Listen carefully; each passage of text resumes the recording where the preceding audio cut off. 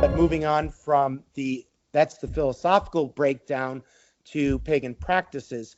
Two fundamental things that we want to talk about here. The ecstatic ritual will always be a fundamental pagan practice, and the idea here is some form of theosis. Of course, theosis here is not union or communion with the transcendent God or the nature of God, which we might think maybe is a legitimate doctrine in Christianity.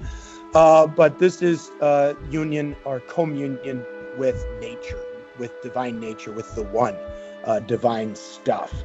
And the magician is the one who can master the ways of deifying oneself through the ecstatic ritual or the use of magic.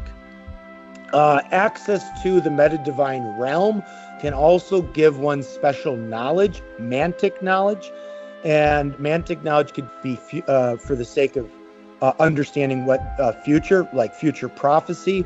It could be having special knowledge about other people. And it's all for the sake of control. It's all for the sake of having more and greater amount of control over the world that you live in, right? So this is a quote by Puckett. This is also in the Handbook of Contemporary Paganism, where Puckett is referencing Max Weber's definition of the ecstatic ritual and magic, where Weber says, pure charisma is the force behind magic and is tied to a worldview of immanence and enchantment. The divine is manifested through the material, again, the eternal material, the eternal stuff, not separated from it. The magician is the person who cultivates this charisma through ecstasy, the ecstatic ritual, and thus has it permanently available for his disposal.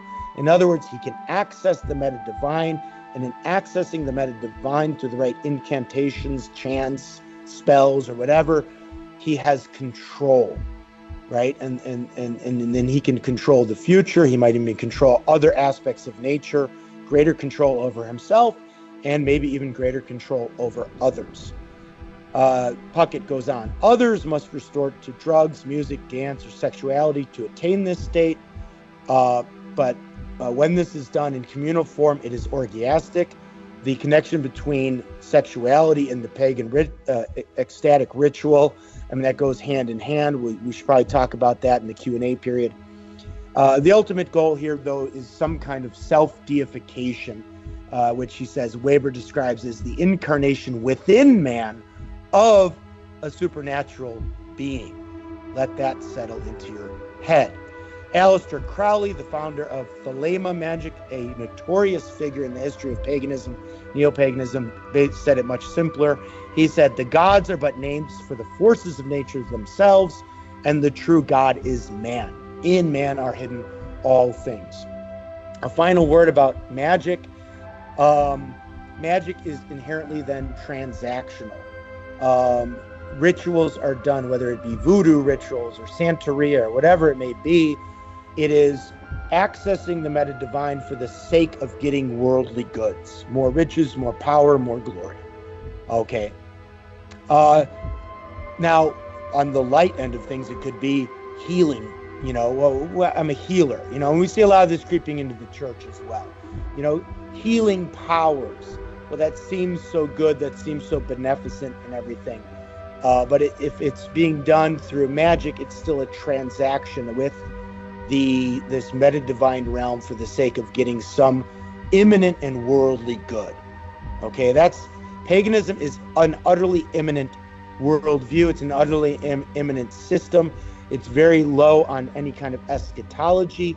So you got to get what you can get, and you got to get it now. These 1 hour sessions are really geared to have a few goals. First, we want to give you a sneak peek at the kinds of topics that we talk about on a regular basis on the campus, and things that can help equip you with historical, scientific, and philosophical reasons for believing that Christianity is true.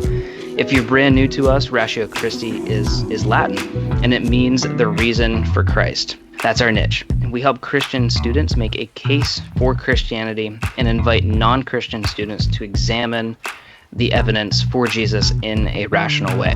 Second, we want to introduce more people to those of us on staff that are doing boots on the ground work in Ratio Christi and maybe even potentially near you. And because of that, most of these webinars are going to feature Ratio Christi apologists from across the country, and you will get to hear how they are changing lives on campus for Jesus.